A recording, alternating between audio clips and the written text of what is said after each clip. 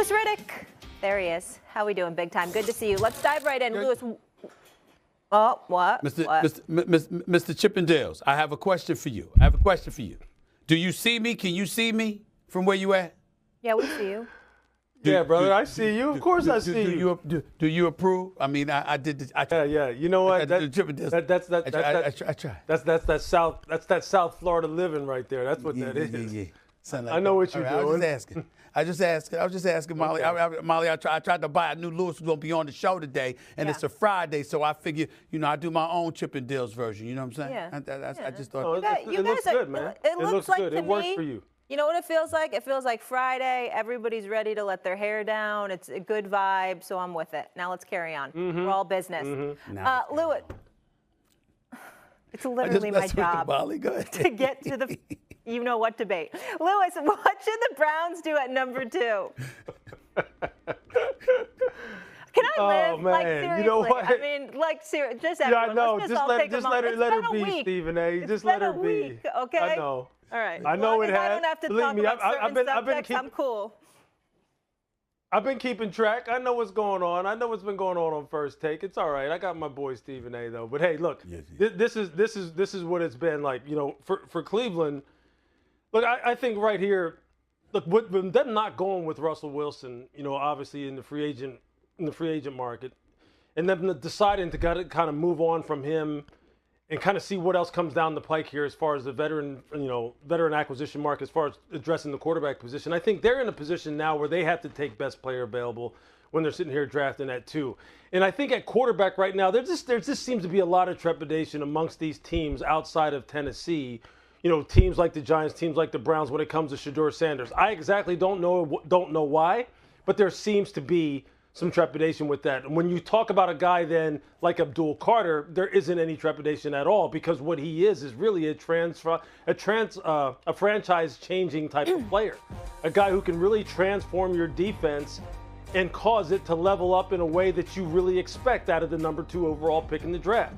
And look, when you compare him with a guy like Myles Garrett, on that defense, headed by Jim Schwartz, in a division that has nothing but superstar quarterbacks when you're talking about Joe Burrow and Lamar Jackson, and you're trying to dethrone teams like the Kansas City Chiefs, with Patrick Mahomes, you need as many pass rushers as you possibly can get in order to hunt those guys down. And you have to come up with another solution when you're talking about your quarterback position. And I think there are other solutions, namely in the bottom of the draft in the first round with guys like Tyler Shuck. So I think you can kill 2 birds with one stone, take one of the best players, most impactful players in this draft in a guy in the pass rusher, and you can really help your football team here in 2025 and beyond. Here's my thinking, Louis. Educate me on, help me out here. So I know that Cleveland was the worst offense in football. They were the 27th ranked defense. But notice they were 12th against the pass. They were 21st against the run. And when you look on the personnel on the Cleveland Browns, led by Myles Garrett, of course, the one thing that we have never said, we have not come into any week in saying that the defense is the weak link of the Cleveland Browns. We have not done that. Yep. This team can play some defense. The issue was your offense was so porous that you gave opposing offenses too many bites at the apple.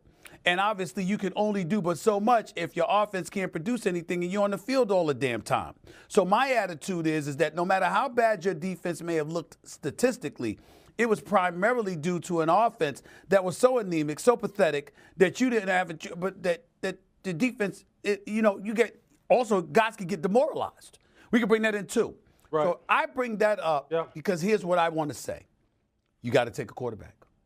If it can't, the only way you're justified in not taking a quarterback, if you are the Cleveland Browns, is if you don't believe that quarterback has the ability to be the face of your franchise. I'm not talking about an average quarterback. I'm not talking about taking a Daniel Jones with the 6th overall pick and working with them and hoping he becomes something. I'm talking about cats that you look at and you say, yo, these brothers can ball at the quarterback position.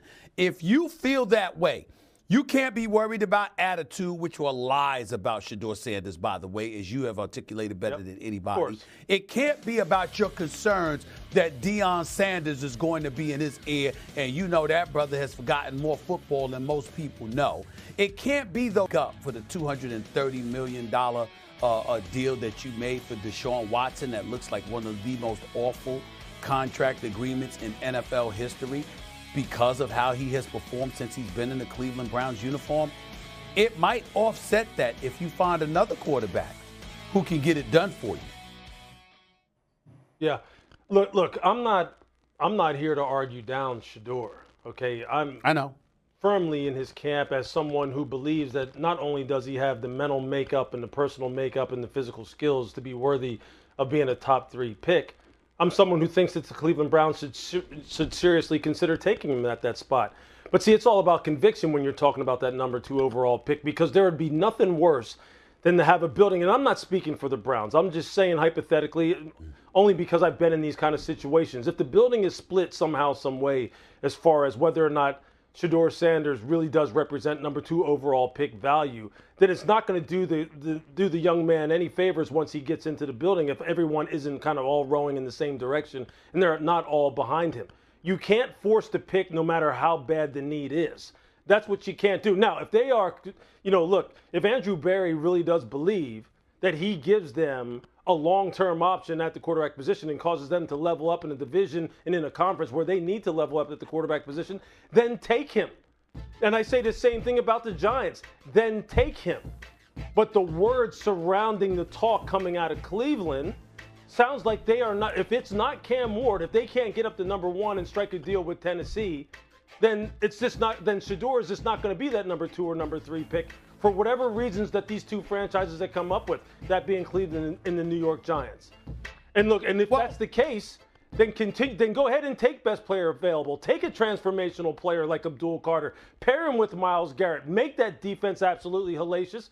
And see if, like I said, see if you can kill 2 birds with 1 stone and get great value in a player like Tyler Shuck. Look, I don't believe Jackson Dart should be in the equation here in the top 10. And I've heard people throw his name around as a potential top 10 pick. I don't believe he deserves to be in this conversation. But, look, if you don't have conviction with Shedeur, you're doing him a disservice. You just are, because players will feel that, and it will undermine everything that this young man deserves to have in terms of a real opportunity to become a franchise quarterback. I just think that the ingredients, when you have a Lamar Jackson and a Joe Burrow in your stable, let's remind people for a second. Let's use the Pittsburgh Steelers as an example. Stephen A., we got like 60 seconds.